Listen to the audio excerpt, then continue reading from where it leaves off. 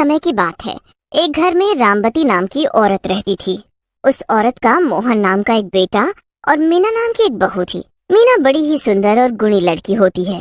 वो घर में मोहन और अपनी सास के साथ बहुत अच्छे से रहती थी। दोनों सास बहू में इतना प्यार होता है कि मोहल्ले में सब औरतें उनसे जलती थी और उन दोनों को एक दूसरे के खिलाफ भड़काने की कोशिश भी करती थी, पर दोनों कभी किसी की बातों में आकर आपस में लड़ाई नहीं करती। एक दिन की बात है, मोहन ऑफिस से घर आता है। माँ, मेरी हैदराबाद में नौकरी लग गई है। बहुत अच्छी सैलरी है। मुझे अगले महीने ही जाना है। अब बस मैं वहाँ जाकर खूब मेहनत करूँगा और आप दोनों को भी वहीं बुला लूँगा। मोहन की ये बात सुनकर उसकी माँ और मीना बड़े खुश होते हैं। एक महीने बाद मोहन हैदराबाद के लिए निकल जाता है। तब घर में बस मीना और उसकी सास रामवती रह जाते हैं। मोहन के जाने के बाद दोनों सास बहू कुछ काम करने की सोचती हैं। हमें अब कोई न कोई छोटा मोटा काम करना चाहिए जिससे हम दोनों अपना गुजारा आकर कर सकें और हमें मोहन से मदद ना लेनी पड़े। हाँ माँ जी, बल्कि मेरी नजर में एक है भी। अच्छा, क्या काम है? क्यों ना हम लोग कपड़े इस्त्री करने का काम शुरू कर सकते हैं।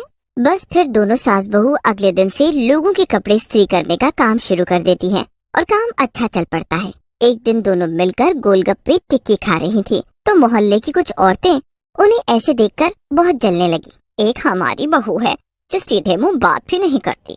इसे देखो कैसे माची माची बनकर सास से चिपकी रहती है।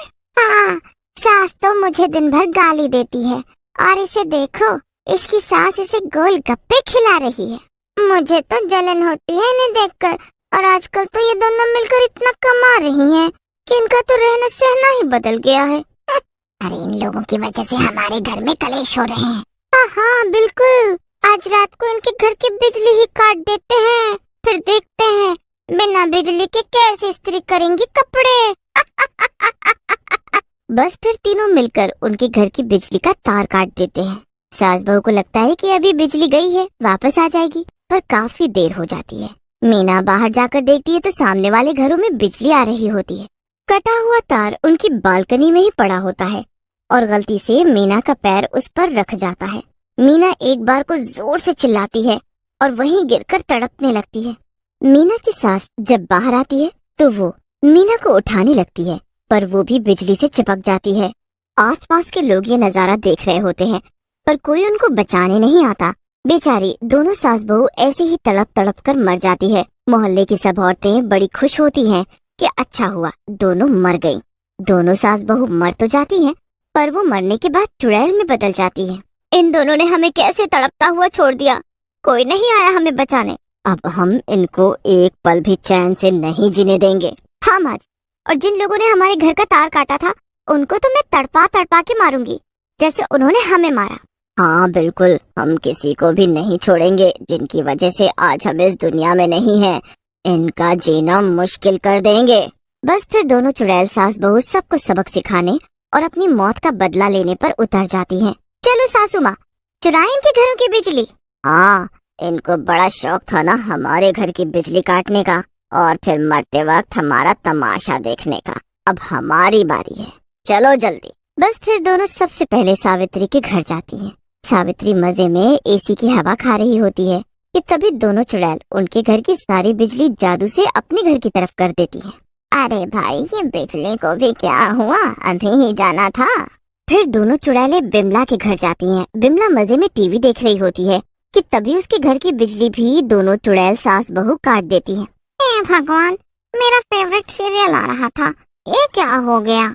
उसके बाद दोनों चुड़ैल सास बहू शीतल के घर जाती हैं कि तभी उसके घर की बिजली भी चली जाती है और मशीन बंद हो जाती है।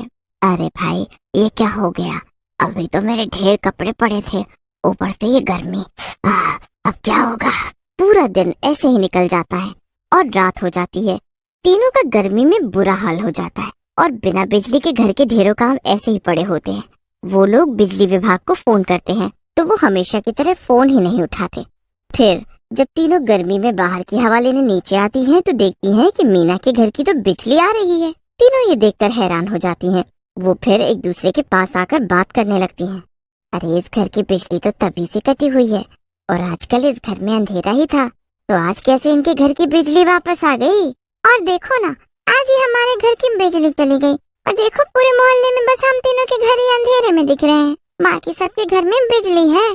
तीनों बड़ी हैरान होती हैं कि क्या चक्कर है, किसी को कुछ समझ नहीं आता और तीनों अपने अपने घर चली जाती हैं। आधी रात तक एक एक करके सभी के घरों की बिजली जाने लगती है और सभी अपनी अपनी बालकनी में आकर खड़े हो जाते हैं।